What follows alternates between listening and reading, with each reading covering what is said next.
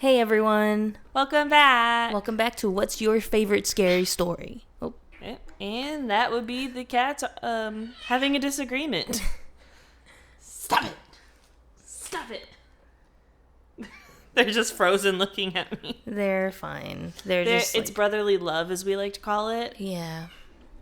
They've been doing okay. Yeah, no, they have actually been doing pretty well. Yeah, like last night they slept next to each other, Right. which we like to call a win. Binks has been grooming Arlo, so we think that's okay. We think they just like to tussle here and there. I'm assuming brothers would. Right, exactly. They're wrestling. I mean, for any animal person, they're literally just they're just like roughhousing. Yeah, they're fine. They're literally right in front of us, and no one's getting hurt. If Binks wanted to hurt Arlo, he could. Binks is a big boy. He is so fucking heavy. Yeah. Binks is so big. It's because you have Arlo now to pick up and compare the two of them. Yeah, know? Binks is fucking. He's a cat. Gigantic. He's healthy. He is. He's not like Bo Nugget. No. No. I mean, he's got muscle. He's got girth to him for sure. Yeah. But we love him, the big boy. Binks is my favorite scary story. I think Arlo's scarier than Binks. I guess so, huh? But yeah, that's how things have been going with them. We both did start our jobs this week. We did. Everything's it's going pretty well. Yeah, it's going pretty well. Can't complain. We're going to be getting money, so definitely can't complain. That's been needed for sure. Yeah. We're definitely pretty blessed to have found something. I know sometimes people look for jobs for months and months, so right, I felt like I was like that for a while, and I finally got my I think it just got dragged on that because you focused specifically on that job for a specific kind of job for a long time because it's kind of like a niche. Mm-hmm. So it was it was good, perfect. Yeah, and worked out how it's supposed to. So now we can just get into the routine of life, and start living it. And just doing everything just better this time. I feel like it's kind of like a brand new start, and it's so fucking refreshing. Yeah, I love it. I'm all about it. It's good. It is good. It is good. Yeah, that's pretty much all the updates I think we have for the most part. Anything you can think of? Anything I can think of. We might be getting new neighbors soon. Oh, yeah. Yeah, a lot of the homes around us are being sold. Filled up pretty quickly. Yeah, they're nice. It's a nice little, section they've put here of houses. Yeah, and everyone who's moved in so far is very nice, which I'm very happy with. So, and they're all, everyone's young. We're all young couples, which is even cooler, Mm-hmm. So we could actually maybe have friends, potentially. Or just just responsible other people that are our age kind of thing. Yeah. That's also nice. For sure.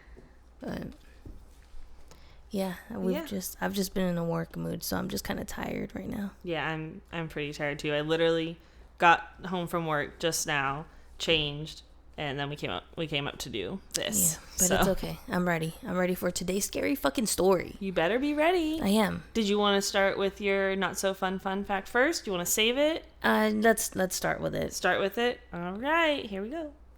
Not so fun facts with marbles.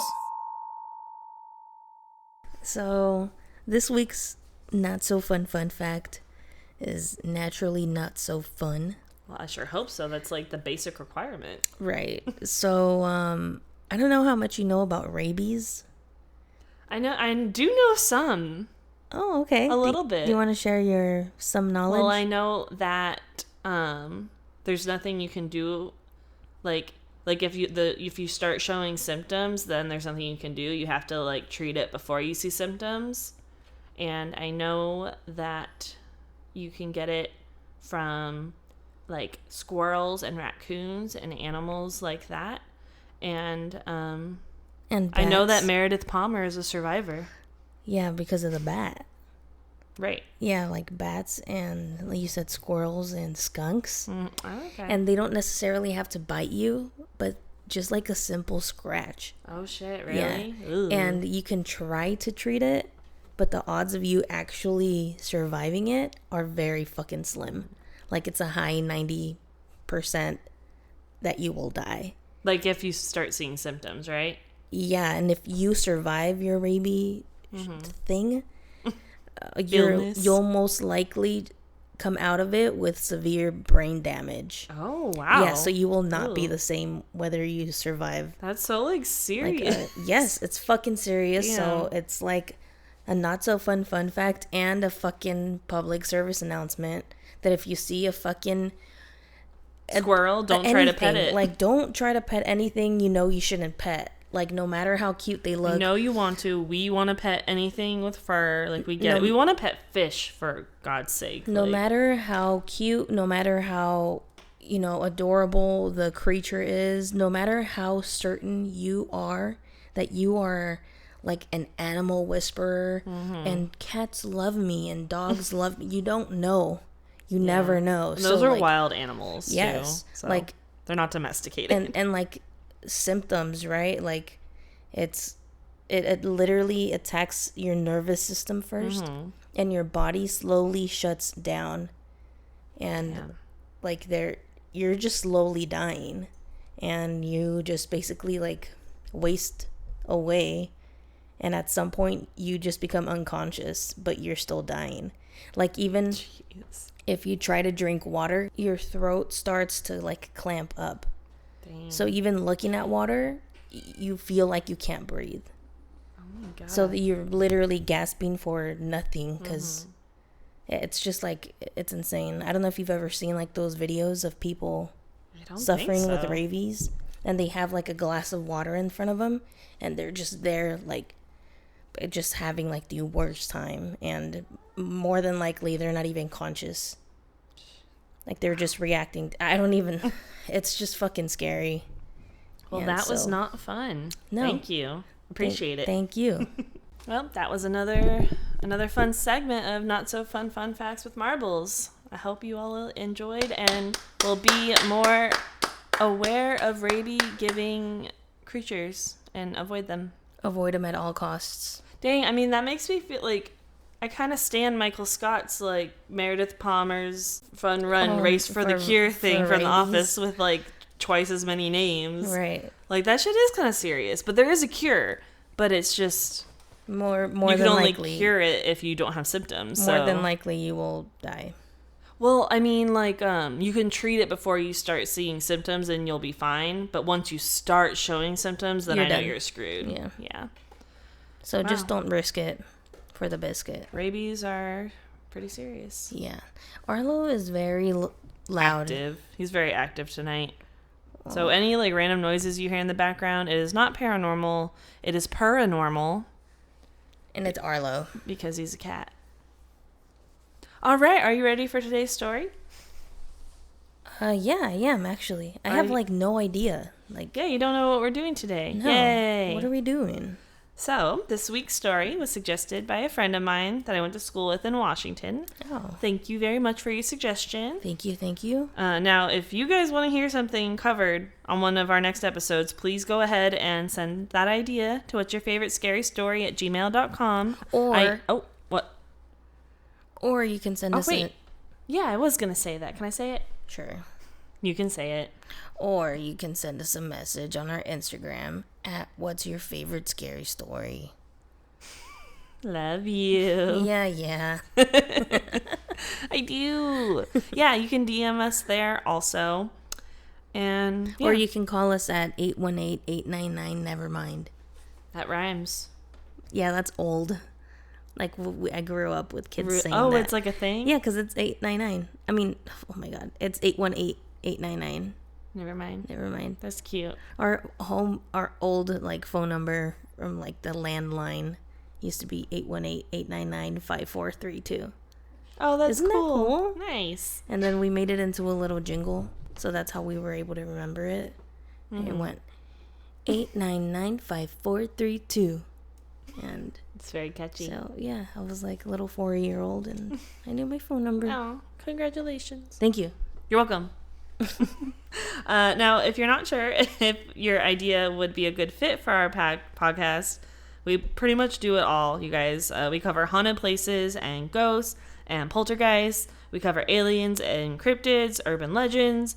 And honestly, I'd even be fine with like opening it up to a little true crime. I mean, our story 2 weeks ago ended in a true crime story, Slender Man. That's true, yeah. And the story I have for you this week is kind of like at least half true crime, if not more, as well. So yeah, literally send us anything you can think of, and we'll try to take a whack at it. Yeah, actually, like, true crime is pretty scary, honestly. No, because I'm it can quite happen to interested in anyone. it. Yeah, it's like more likely. Yeah, than a ghost encounter. And it's like all true also. Like all of this shit I've been covering so far is alleged. But true crime, it's true. It's in the name, man. Yeah, I feel like it's like way more common than you think. Yeah. So. Yeah, I'd be down for that for sure. Awesome. All right, let's get into today's story. Okay. All right, today we are covering the Greenbrier Ghost. Have you heard of it? No. Maybe you've heard it and you just don't know the name, but we'll see. So our story begins in October of 1896 in Greenbrier County, West Virginia. West Virginia, country roads. Yeah. Take me home. Home.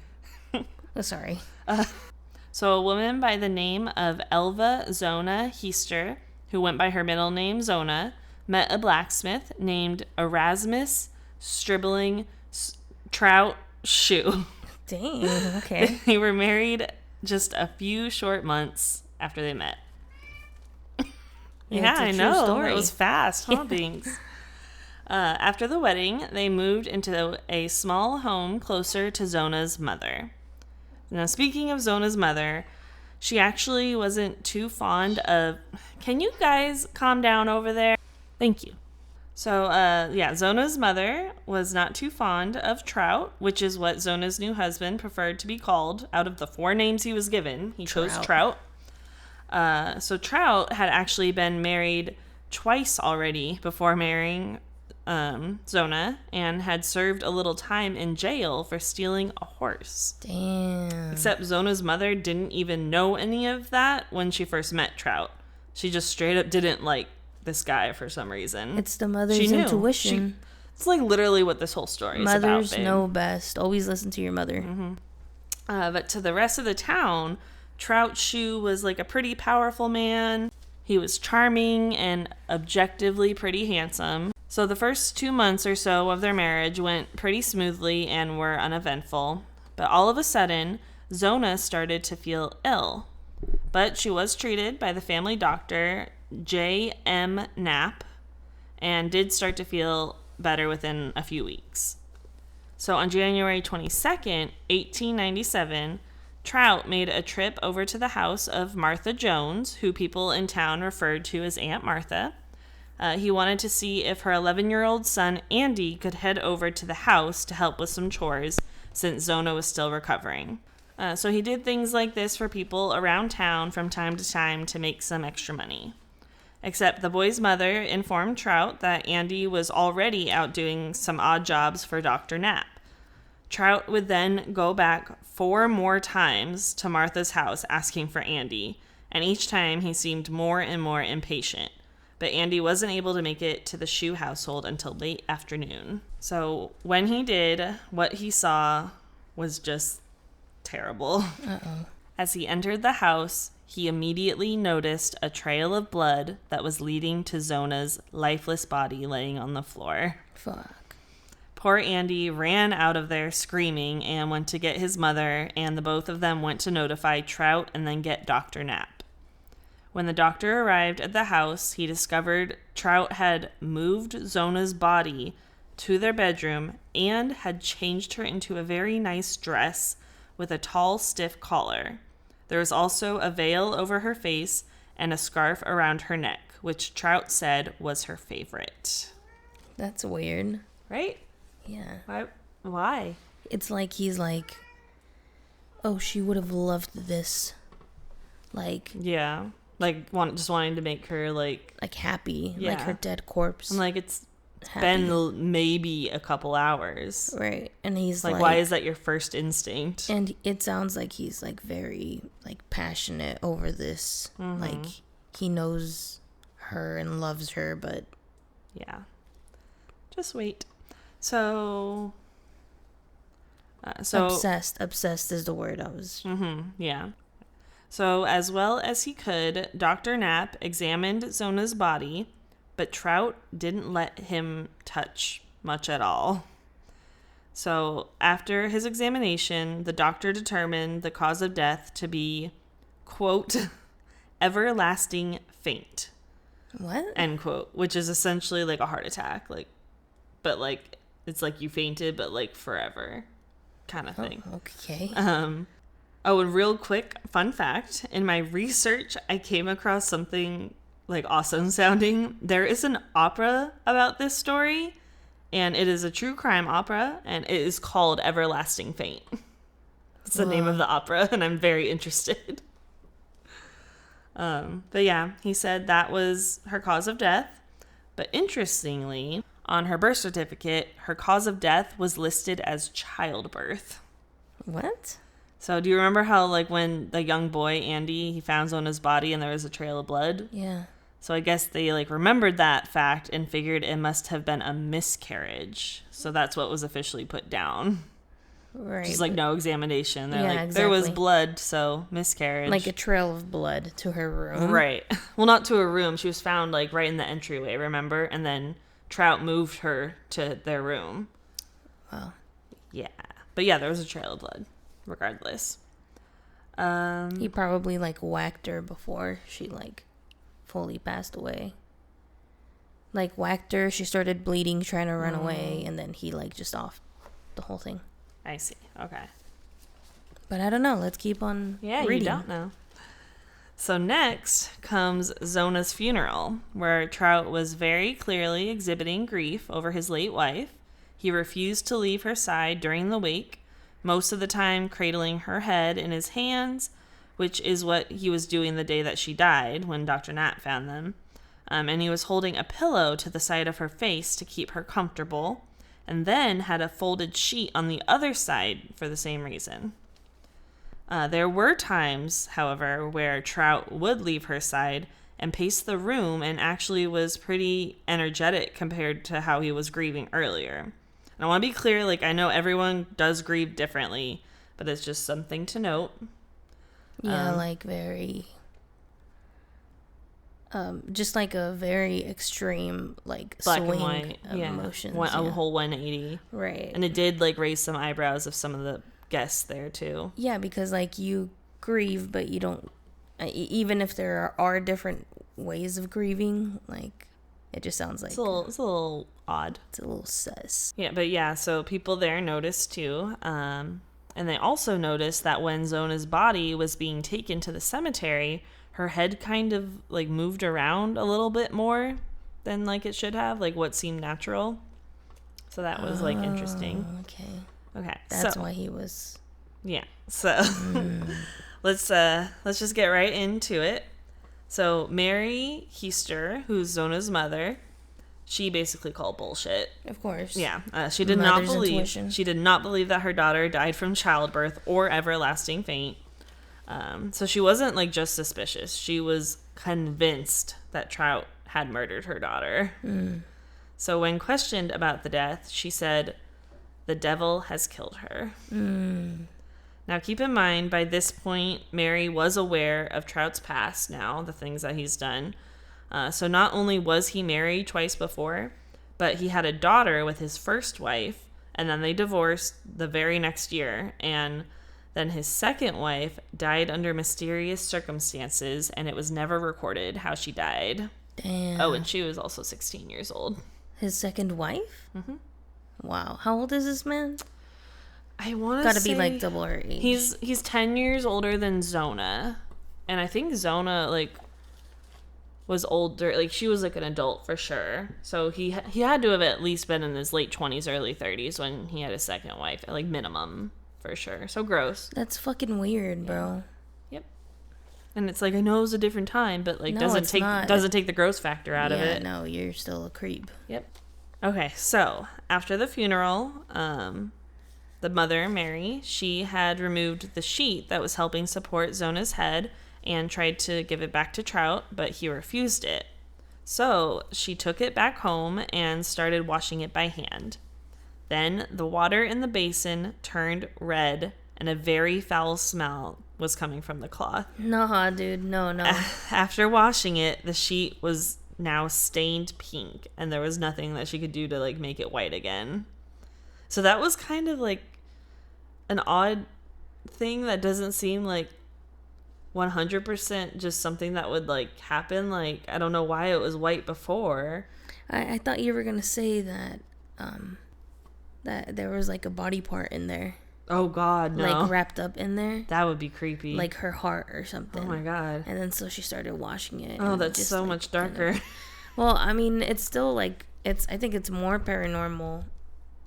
I think it's more paranormal that the sheet just turned like pink and the water I've red. never seen anything or heard of anything like that. No, it's like, is there some kind of scientific explanation for that? I don't think so, but it seems like the daughter was telling her mom through the sabana, the fucking, what's it called? Like just a cloth sheet. Yeah, the sheet that mom, something happened kind of thing. Interesting. Yeah, I don't know. That was like unexplainable. But so Mary took this as she took it as a sign, not necessarily like communication from her daughter, but she like was like, okay, I have to do something because she figured it's a sign I'm right about my suspicion. So that night she started to pray. And each night she would pray to her daughter Zona and beg her to return to her and tell her the truth of what happened. So it started to pay off. One night, a white light appeared to Mary and then faded away. On the next night, the spirit of Zona appeared to her mother. And not like as a transparent, like misty, like apparition. It looked like a full-fledged like person with flesh and blood in her room. So it's like you could see, I thought I saw something that looked like my daughter. No, it was there. My daughter was in my room. So actually for the next 3 nights, Zona appeared to her mom once again and told her what happened to her. So allegedly, and according to Mary, her daughter told her that the night before her death, Trout had come home and was very upset because he saw that she had not prepared any meat to go with his dinner. So in a blind rage, he wrapped his hands around her throat. So apparently he didn't just choke her to death, but he smashed her windpipe, rupturing and tearing ligaments before finally breaking her neck. Holy shit. The spirit of Zona was even as specific as saying that he snapped it between the first and second vertebrae. Whoa, what the heck? So after telling her mother everything, she walked away for the last time towards the door and turned her head completely around on her body to visibly show her mother what had been done to her. Oh my God. Like Exorcist style. What the fuck? Yeah. It's crazy, bro. That's wild. Oh my God. I think the crazy part too is that the mom most likely wasn't afraid because it was her daughter. No, that's what she was like begging for. Like besides the fact that something creepy, like that is creepy. It is, like, to see your dead daughter literally standing in your room and talking to you. And then her head turned. That's probably the creepy part. That's the creepy part. You're right. Yeah. I forgot about that part. Yeah, that's fucking creepy. Like, that's traumatizing. Wild. You're right. Yeah. Oh, God. So the next morning, Mary headed straight to the office of Prosecutor John Alfred Preston. So John agreed to go ahead and make some inquiries to please her. He spoke to the doctor, Dr. Knapp, who admitted to giving a less than thorough examination of Zona on the day that she died. He also said that he noticed bruises on her neck. But why wouldn't you fucking say anything? Who knows? Who knows who Trout has in his back pocket? I mean, we haven't gotten to that part, but I thought it was pretty clear. Is he a rich man? He's a powerful man. I don't know, like, if they're, like, but how powerful? Super wealthy. Because this is 1890. Right. I mean, he was a blacksmith, too, so probably not that powerful. I don't know. Maybe it was part of his charm or something, like, sweet-talking people. Oh, kind of like nowadays, like people that, like Christopher Watts. Mm-hmm. Yeah. You know, like Christopher Watts. Pillar of the community. Right. Type And shit. just such a family man. And Mm-hmm. loves his daughters and wife. Right. Because honestly, I think they're like some of the charismatic. Like some of the townspeople did say it like seemed like he did love her and they had a good relationship and stuff. Right. But you don't. Behind closed doors. Exactly. Yeah.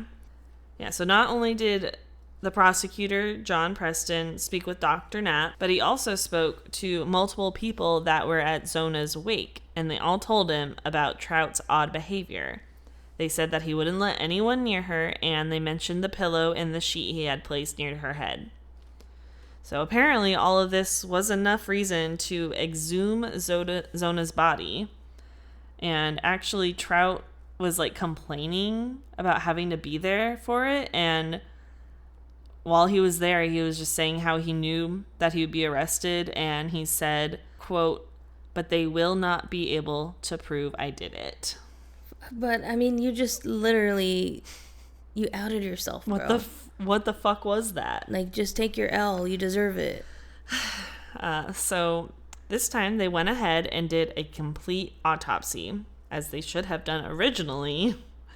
And what they found is exactly what Zona's mother said they would. Her neck had been broken, dislocated between the first and second vertebrae, and her windpipe was crushed. Whoa, fuck. Isn't that crazy? Jesus. Like, the specifics is what, like, kind of confirms this story for me. Yeah. That's insane. So, yeah, it was very clear that Zona had been strangled to death. What a fucking awful way to, like... Which is weird that I mentioned Christopher Watts, because that's how he murdered his family. Oh, that shit, really? Yes. I thought he smothered Shanann.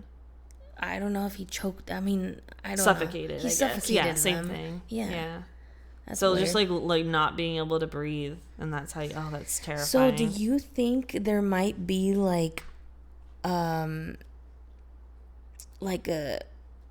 spirit of evilness that possesses people to do something like that, or is it just like an anger? It's like so tough in someone, because there are the stories like the Conjuring 3 story where it was get possessed. The only case where like they used a demonic possession in a court case. That's why he like killed somebody, But is it like a mental illness, or is it like right. a spiritual thing? Is it like a...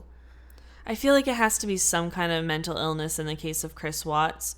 By the way, if you guys don't know about this story, I'm sorry, we're just kind of talking to each other at this point. But if you don't know about it, you should definitely look it up. Maybe if we start doing true crime, you can suggest it and we'll cover it. But it's fascinating and super tragic and sad. Yeah. But yeah, so maybe with Chris Watts, he just, like, I think he has to have some kind of mental illness, because it was just such a quick, easy fix for him to, like, kill his family so he could be with a different person. Like, that was his solution. Like, eliminate his family. Yeah. And so there's something missing there in his brain chemistry. That he thought it would work. That it would work, or that it was, like, a reasonable solution to be with a different woman other than your wife and not have your kids anymore. Which just seems exactly like this case with Zona and Trout. Yeah. That's wild. I mean, we're not there yet, but I mean, there really isn't much explanation. Like, it really just sounds like it was out of anger. Yeah, just like and a fit of rage. And he couldn't control himself, yeah. I don't think it was like a plan. Which that's how they happen, though. Yeah. That's why I'm like, do you think it's like possession, or like... I think it varies like case by case, honestly. Because I understand like the whole blacking out when you're angry. Like sometimes you like cuss at someone that you don't want to cuss at, or whatever. However, everyone blanks out differently when they're like angry. But I mean, not everyone blanks out because they're angry and kills. Yeah. That's not like a relatable thing. Right. But I just think it's weird. Yeah, it's very weird. So, due to the evidence that was provided, Trout was arrested, thankfully. But before his trial even started, news had gotten out and the town had already decided that he was guilty. So one interesting piece of information is that Trout's lawyer, William Rucker, was actually the first African-American attorney to practice in a Greenbrier court. But unfortunately for Trout, this kind of ends up being like a disadvantage. Because, like, remember, we're still in the 1890s in the South. So this honestly hurt Trout's case even more. Because, you know, people wanted them to lose extra, basically, because of that fact. Right. So the trial lasted 8 days. The prosecutor made sure to stick to the cold, hard facts. He thought that if they brought up Zona's mother's, like, story, that how she saw the ghost of her daughter, that it would only hurt the validity of their case. So he brought up how Trout wouldn't let others touch Zona's body or even get near it. He noted how he always kept Zona's neck hidden and her head extra supported. Super sus. Oh, yeah. They had townspeople up on the stand testifying how his grief seemed to just disappear at the wake. So the defense tried to argue the fact that her neck could have been broken after she died from being handled and traveling by wagon for 15 miles across the frozen roads. Bro. I literally wrote, like, come on, bro. To, like... Are you kidding me? To break her neck between the first and second vertebrae. And crush her windpipe. Nah, bro. Yeah, no. So... And the bruising? Yeah, the bruising. Yeah, there's no way that was done, like, on accident. And then when someone gets choked like that, usually in their eyes, Oh, like the blood vessels and stuff. Yeah, you're right. Mm-hmm. They didn't even mention that, but that's a good point. I'm sure that happened. So then the defense actually decided to go ahead and call up Zona's mother, Mary, to the stand to ask her about what she saw. Kind of trying to, like, make them seem a little crazy, you know? Right. But she went up there confidently because she's already been telling people around town her story and they've been believing her. Right, because that actually happened. Yeah. So when she got up to the stand, it started like this. They asked her, "I have heard that you had some dream or vision which led to this post-mortem exhumation." To which she responded, "They saw enough themselves without me telling them. It was no dream. She came back and told me that he was mad that she didn't have no meat cooked for supper." So the defense just went after Mary, like relentlessly attacking her character. But Mary did not back down and defended herself by saying that she was not a superstitious woman, that she was a good Christian, and that Zona's appearance was not a dream. The entire time, she responded with dignity and stuck to her story. So, something that also came out in the trial that seems noteworthy was from one of Trout's fellow inmates. So, reportedly, while Trout was awaiting his trial, he told this man in prison that the case would never hold up in court and that he would soon be freed and hoped to eventually marry 7 times. Fuck, what the heck?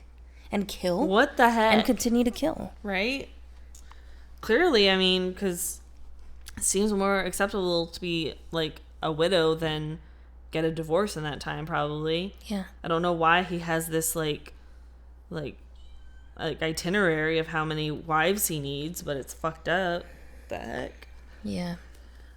Something that also came out was from the young boy Andy, who discovered Zona. I guess he had gone the day that they exhumed her body for some reason, and was quoted saying, "Suddenly the doctor turned to Dr. Preston. They whispered together for a few minutes. Then Mr. Preston turned to Shue and said, 'Well, Shue, we have found your wife's neck to be broken.' Shue's head dropped. A change came over him that I can't explain, but it certainly proved his guilt to me." Wow. Yeah. So lastly, we have Trout taking the stand in his own defense. And let's just say it did not go well. No, I bet. I'm like, I kind of don't want to hear it. I mean, there's not much to it, but basically he just rambled the whole time and said that everyone was out to get him. Oh my God. Yeah, playing victim. Playing victim, yeah, of course. So The jury deliberated for just about an hour and ultimately decided on a guilty verdict. He was sentenced to life in prison, but the townspeople didn't think that was enough, and so an impromptu lynch mob had formed outside the courthouse and tried to attack Trout to give him the justice that they believed he deserved. But the police force was able to turn the mob away. So Trout was sent to the West Virginia State Prison in Moundsville. However, he died just 3 years later due to an epidemic that overtook his cell block. Well, yeah, an eye for an eye. In your eyes, he got justice. To me, he just escaped like a miserable rest of his life in prison. But at least he's not out there to marry 4 more women to complete his list. Marry and kill 4 more women to complete his list. It's like a whole different meaning too. Marry, fuck, kill. Oh, shit. It's too real. Anywho. Okay. So, even though this case was crazy, it did eventually die down. Throughout the years, it would appear in newspaper articles for entertainment and educational purposes. One article from the Independent Herald in Hinton, West Virginia, was written by someone who claimed to know Mary Heister, the mother, very well. They described her as a thoroughly credulous old woman, and that we believe, as the jury in the case believed, that she told the truth in regard to her dream and presentiments. Mary has never recanted her story, and it seems as if her daughter Zona is at peace, as there were never any reports of seeing her or hearing from her ever again.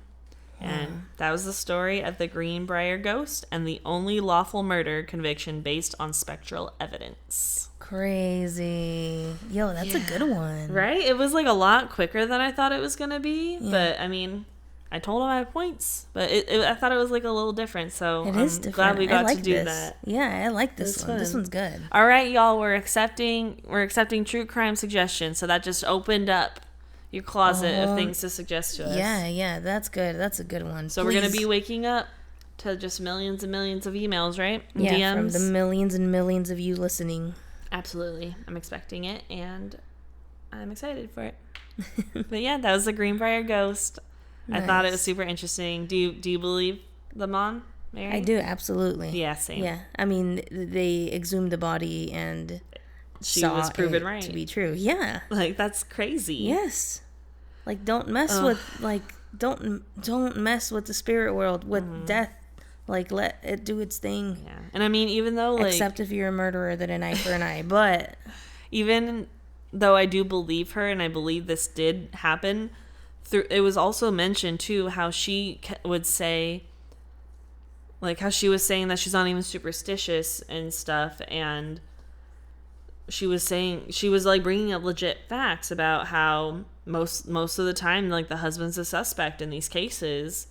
Like, even if you don't believe me, like, it's still super likely. So, like, where do we draw the line with, I'm not a superstitious person, I'm a Christian, I believe in God and just this, but what about, like, when the angel came down to Mary and told her, hey, you're carrying the Son of God in your belly right now. Like, can't you consider that to be spiritual? Like, it's not like...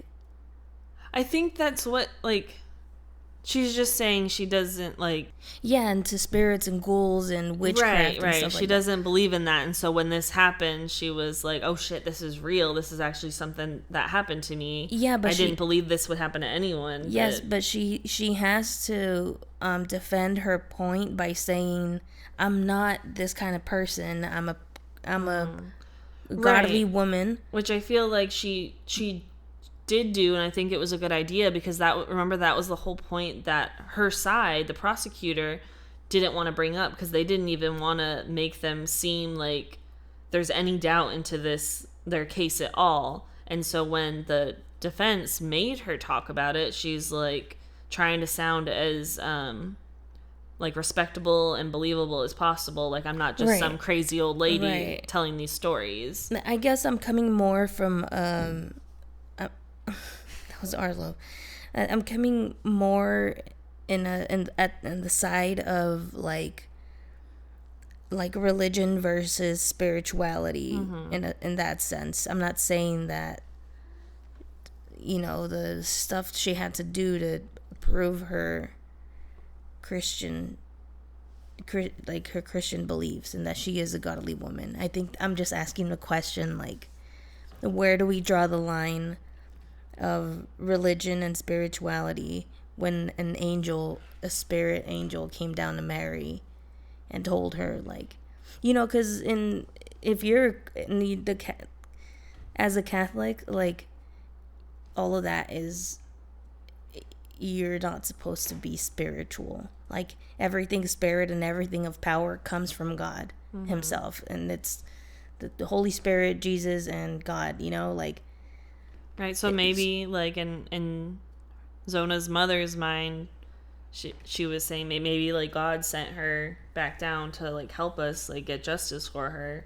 I think maybe, what I'm asking is just... I don't know what you're asking. I'm just asking it as a general thing. Like, where do we draw the line to what's this? Like, spiritual and what's right? not? Why is it acceptable that angel can come to right? No, Mary? I'm the wrong person to ask. But I'm just asking, like, to see if you can build an opinion. To me, I think it's just, I would say it's just all supernatural. Like, an angel coming down to Mary is supernatural. It's otherworldly. It's not human, And so then a spirit talking to us through, like, our ghost equipment, that's supernatural. It's not human. It's otherworldly. That's my opinion, I guess. Yeah, I don't know. I mean, if you guys listening, if you guys have an opinion on it, like, I'm genuinely curious. What's yours? Yeah, what's your... No, what's yours? Oh, mine? Yeah. I mean, I'm asking the question. I don't know what... I don't see why or how it's fair that if something feels like it's...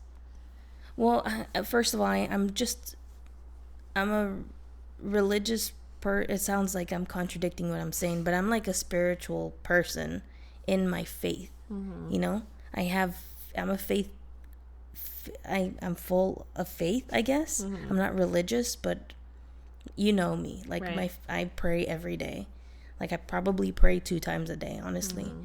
And it just feels like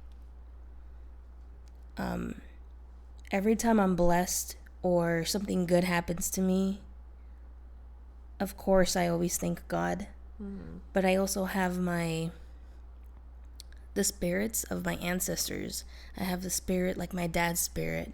I have, like, so many guardian angels that if I try to connect to a certain spirit or a certain energy that isn't God, I guess, or I'm not praying to God, it feels like I'm not supposed to do that. Like, it feels like if I'm thinking something, I have to thank God. Otherwise, like, it's like blasphemy, I don't think that's true at all. I know, but that's where my question comes in. Like, where and why do we draw the line to, if anything, if it's godly, like, it's a spirit? I feel like if you do wholeheartedly, like, believe in these religions and you're talking to, say, like, your dad who's passed, like, is that not still like I feel like you're talking, if based on your beliefs, you're talking to them through God. Like, you go to these Catholic cemeteries, obviously you're going to go there and speak to your dad at the cemetery, and he is suddenly one of my guardian angels. So that's kind of where it switches from, if I just believed in spirits versus believing that he is a guiding spirit because God put him there for me to guide me through difficult times and to have like something or someone to talk to on, like, the hardest days, so I feel like, or maybe I'm just making this up in my head, but if it is my dad or my grandparents, like, it feels right. But if I, like, think of anything else, like thanking the universe, like I have to thank God with that as well. I guess it's honestly, I think it's just all personal. Yeah, I think and it it's is. like fitting to just whoever you are, and like it's very not fitting to whoever you are. It's everyone thinks of this differently. Yeah. I think I was just curious to like why we draw the line of spirituality where it's like bad that and that's why that's part of why I'm not religious, and so I feel like it's because I don't like these like rules, and I'm like if God truly loves all of us, like you're saying he does, why do we have to follow everything by this like book that wasn't even written by him? So right, like if you're a good person and you respect people, you respect yourself, you respect him, I feel like you're not going to be shunned and sent to hell if there's some other energy that you speak to that helps you feel better about something. Right, as long as it's not. But again, it's personal. Everyone. It is. That's like, the beauty of this. Like everyone deserves the right to be able to feel however they feel about this topic. Right. You know? I mean, I'm not saying I'm reading the Bible and following it. I am. If you've read Leviticus, I'm like half of that is me already. You know, shaving my mustache and tattooing, on my skin. Our relationship and its entirety. Oh, yeah, I forget that. That's also in there. Funny. I forget that I'm like gay. It's so normal to me. I hope so. It is. Good. It's just me. That's you. And then I'm like, my fiance,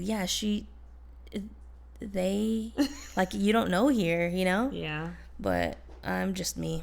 Sorry. You're just you, and that's all I want. Anyway, sorry, I just went on a fucking whole ass rant there. That's what you do, but you gave us the back chunk of our episode, so. Yeah, well, this story is just, I don't know, just the whole, I think this is why I like the paranormal, is because of the spiritual aspect of it. Yeah. And we just don't know. Just the fact that, like, of communicating to someone that's not, like, on this plane anymore. Right. Yeah. It's super fascinating. Yeah, yeah. But yeah, we will stop talking about, like, the deepest things in the world and round things out for you guys. It's fine. People like it. Yeah. If anyone listening's like us, they love conversations like this. That's so I don't true. think we're just blabbing. I genuinely, like, sincerely enjoy the tangents that I hear on the podcast I listen to. So I hope you guys are enjoying ours, and you have your opinions also that you're allowed to send in. Yeah, let us know what you think about all this stuff. I'm like very curious, like what everyone thinks, Yeah, for sure. So, but thanks for listening to all that. I hope you guys like this story and the little bit of true crime we're throwing in there now. If you guys want to hear more of that, I am definitely down. You just need to send me what you want me to cover, and I will do that for you for sure. Yep, send it in at whatsyourfavoritescarystory@gmail.com or DM us on Instagram, which is also at whatsyourfavoritescarystory, and we will definitely give your story a shot, because send us your stories, your hate mail, your fan mail, your manifesto, like anything, bro. Like send us pictures of your cats and or dogs, or where you're at, what you're looking at, what you're working on, what your hobby is, what you're painting, if you're building something, the book you're reading, if you're gonna go get your hair cut or dyed, or send us a picture of the color of your new hair. If you need help deciding between two colors to paint your toes, send that directly to me. Yeah, Marlene's your person for that shit. Yeah. She literally does color matching at her job. Yes, so I do. She knows colors. I do know colors. So, yeah. Or let us know what you would name your pet turtle. I saw a turtle outside today. Oh, that's nice. On the side of our house. I just had an idea. Sure. We have introduced our mascot, and also personal assistant Binks on our Instagram. We need to show the world Arlo. Oh, we do. He's our intern. Intern Arlo. Yeah, we'll post him on Instagram, and you guys can check him out and comment how cute and adorable he is. Yep. That's the plan. Sounds good to me. Alrighty. Yeah, we're gonna log off. I'm done. I'm tired, and I have Okay. It's been a late night. Thank you. Thanks for listening. We appreciate you, and stay spooky.